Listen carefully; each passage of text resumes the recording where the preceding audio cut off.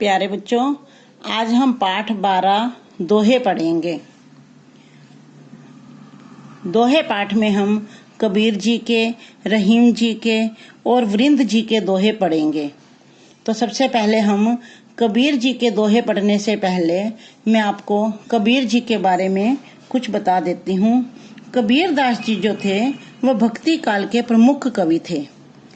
वे हिंदी साहित्य के महान कवि होने के साथ साथ महान विचारक और समाज सुधारक भी थे। उन्होंने अपनी कल्पना शक्ति और सकारात्मक विचारों के माध्यम से कई रचनाएं लिखी और भारतीय संस्कृति के महत्व को समझाया। उन्होंने अपनी रचनाओं के माध्यम से लोगों को जीवन जीने का सही मार्ग समझाया। इसके अलावा उन्होंने समाज में प्रचलित जातिगत भेदभाव, ऊंच नीच आदि बुराइयों को समाप्त करने की भी कोशिश की। आइए अब हम उनके दोहे पढ़ते हैं। कागा काको धन हरई, कोयल काको देत, मीठे बोल सुनाए के जग अपना कर लेत। अर्थात कौवा किसी का धन चोरी नहीं करता, फिर भी काम करने पर उड़ा दिया जाता है, क्योंकि उसकी वाणी किसी को भी अच्छी नहीं लगती। और कोयल किसी को भी धनराशि नहीं देती, केवल मीठे बोल बोलती है और सबका मन मोह लेती है। वास्तव में बेटा, सारा खेल वाणी का ही है। मीठी वाणी बोलकर हम प्रायों को भी, दूसरों को भी अपना बना सकते हैं। इसलिए हमें ऐसे वचन बोलने चाहिए जो सबको सुख प्रदान करें। साधु ऐसा चाहिए जैसा सूप सुभाए, सार सार को गही रहे, थोथा दे उड़ाए। तो जो सज्जन पुरुष होते हैं वो गेहूं साफ करने वाले सूप के समान होना चाहिए। साधु यानी कि सज्जन पुरुष ऐसा होना चाहिए जैसे गेहूं साफ करने वाला छाछ सूप होता है। जिस प्रकार सूप जो होता है वो केवल अनाज के सार को, मुख्य दानों को अपने पास अंदर रख लेता है और व्यर्थ के तिनकों को बाहर उड़ा देता है। ठीक इसी प्रकार सज्जन पुरुष को भी अनिवार्य बातों को, अच्छी बातों को ग्रहण कर लेना चाहिए और अनावश्यक बेकार की बातों को, व्यर्थ की बातों को त्याग देना चाहिए। अब हम रहीम जी के दोहे पढ़ेंगे। रहीम जी के दोहे पढ़ने से पहले मैं आपको रहीम जी के बारे में कुछ बता देती हूँ। रहीम दास जी धर्म से तो मुसलमान थे, लेकिन संस्कृति से शुद्ध भारतीय थे। रहीम दास जी का पूरा नाम अब्दुल रहीम रहम खान था। उन्होंने हिंदी साहित्य में अपना महत्वपूर्ण योगदान दिया। रहीम जी कला प्रेमी, कवि और साहित्यकार थे। मुगल बादशाह अकबर के दरबार में उनकी गिनती नवरत्नों में की जाती थी। उनके दोहे देखिए। चाह गई चिंता मिटी, मनुमा बेपरवाह, जिनको कछु न चाहिए वे साहन के शाह।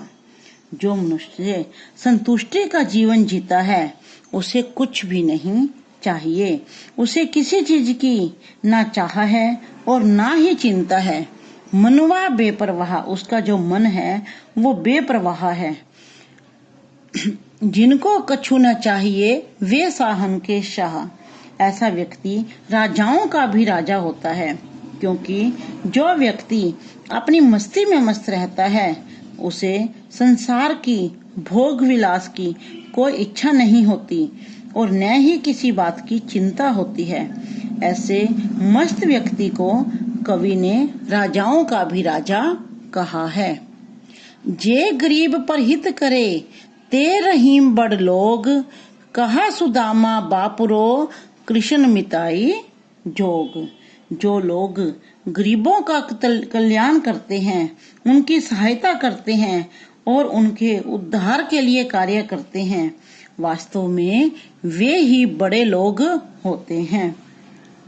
देखो, जैसे कहा तो ये सुदामा इतने गरीब थे, लेकिन भगवान कृष्ण ने उनकी मदद करके उनका कल्याण किया और अपनी मित्रता निभाई थी।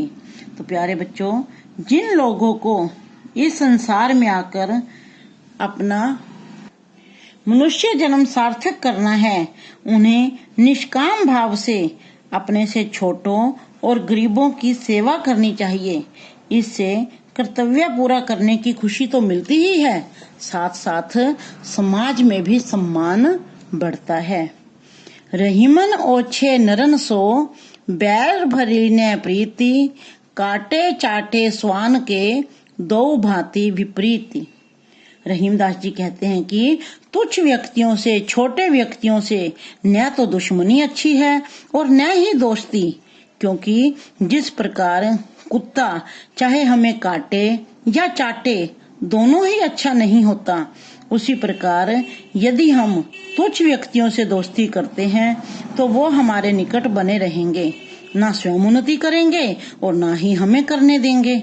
और यदि हम उनसे दुश्मनी करते हैं तो वे हमसे नाराज होकर किसी न किसी तरह से हमें हानि पहुंचाने का प्रयास करते हैं। तो इसलिए तुच्छ व्यक्तियों से, छोटे व्यक्तियों से, नीच व्यक्तियों से न तो दुश्मनी अच्छी होती है और न ही उनसे दोस्ती करनी चाहिए, बल्कि एक निश्चित दूरी बनाकर रखनी चाहिए। अब हम कवि वृंद के दोहे पढ़ने से पहले कवि वृंद के बारे में जान लेते हैं कि कवि वृंद का वास्तविक नाम जो था वो वृंदावन था। उनके पूर्वज बीकानेर के रहने वाले थे, लेकिन इनके पिताजी मुख्य रूप से जोधपुर के राज्य के अंतर्गत मृत्य में जा बसे थे। वहीं वृंद जी का जन्म हुआ था। इनकी माता का नाम कौशल्या और पत्नी का नाम नवरगंदे था। 10 वर्ष की अवस्था में ये काशी आए और ताराजी नामक एक पंडित के पास आकर रहने लगे। वहीं पर वृंद ने साहित्य, दर्शन आदि विषयों का ज्ञान प्राप्त किया। बच्चों, इनकी शिक्षा जो थी वो काशी में हुई थी। बाद में कृष्णगढ़ के राजा मान सिंह ने इन्हें अपना दरबारी बनाकर बहुत सम्मान दिया और ये आजीवन वहीं रहने लगे। इनकी ख्याति विशेष रूप से नीति काव्य के लिए है। इनकी प्रमुख रचना है वृंद सतसई। इस वृंद सतसई में इनके 700 दोहे हैं। आगे क्या है, दोहे पढ़ते हैं। निकी पे फीकी लगे बिन अवसर की बात, जैसे बसत युद्ध में रस श्रृंगार ने सुहात। यानी बात अच्छी होने पर भी अगर बिना मौके के कही जाए, बिना अवसर के कही जाए तो वह फीकी अर्थात बेकार लगने लगती है। इसलिए हमें उचित अवसर, उचित मौका देखकर ही बात करनी चाहिए, क्योंकि बिना अवसर के कही हुई बात शोभा नहीं देती। जैसे यदि किसी को युद्ध में या युद्ध के समय श्रृंगार रस की बातें करे तो वो अच्छी नहीं लगेंगी। इसलिए मनुष्य को अवसर देखकर ही बात करनी चाहिए। अपनी पहुंची विचार के कर्तव्य करिए दौर, तेते पांव पसारिए जेती लांबी सोर। कहा गया कि मनुष्य को अपने सामर्थ्य के अनुसार ही काम करना चाहिए। हमें अपने पांव उतने ही फैलाने चाहिए जितनी हमारी चादर हो, अन्यथा हमारे पैर को सर्दी गर्मी जैसे कष्ट झेलने पड़ेंगे। अर्थात हमें अपनी सामर्थ्य के अनुसार ही खर्च करना चाहिए, नहीं तो हमें संसार में दुख उठाना पड़ेगा। कारज धीरे होतु है काहे होत अधीर, समय पाए तरुवर फले केतक सींचो नीर। हमें कभी भी किसी कार्य में उतावला नहीं होना चाहिए। समय आने पर सभी कार्य संपन्न हो ही जाते हैं। इसलिए हमें अपना धैर्य नहीं खोना चाहिए, चिंता नहीं करनी चाहिए। जिस प्रकार एक पेड़ को बहुत ज्यादा सींचने पर तुरंत फल नहीं मिल जाते, पेड़ एक निश्चित अवधि के बाद ही, निश्चित समय के बाद ही फलते फूलते हैं। अर्थात हमें थोड़ा सब्र करना चाहिए। इसी प्रकार हमारे सभी कार्य समय आने पर पूरे हो ही जाते हैं। हमें अपना धैर्य नहीं खोना चाहिए। क्योंकि कहा भी गया है कि सब्र के वृक्ष पर ही अच्छे और मीठे फल लगते हैं।